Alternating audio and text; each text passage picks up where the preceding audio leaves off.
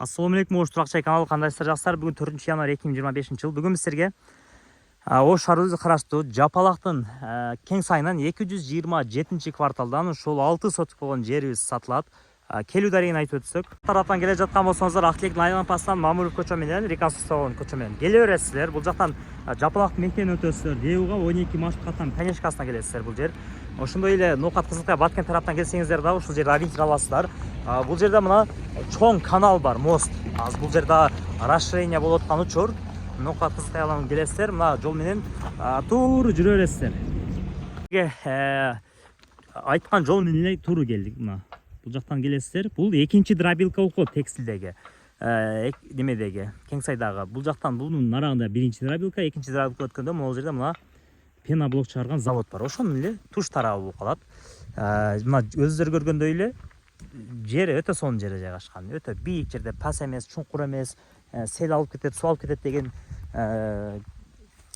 эмелер, суроолор козголбойт. Бирок баардык нерсени Кудайым өзү сактасын. Границасы так 20га 30, жол тараптан узундугу 20, ичкериги 30. Мына жеринин аянты мына баардыгы неме болгон, даяр болгон, сүрдүрүп тегизет койгон.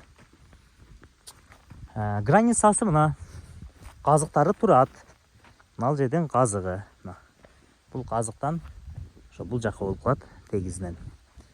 Атай тегизет койгонбуз дейт.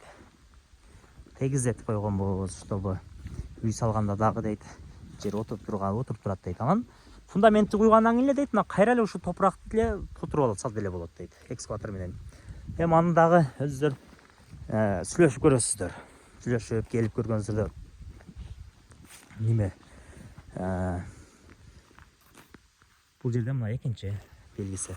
Документ боюнча проблема жок, өзүнүн атында экен. Токтом негизинде алгам дейт. Токтом негизинде баардык немелери бар дейт. Элдер мына бул жерде мына конуш өнүгүп жатат. Свет бул жерге келген, бирок бул жерге келбей экен. Бирок мына үйлөр тарткан. Мына жерге чейин келген.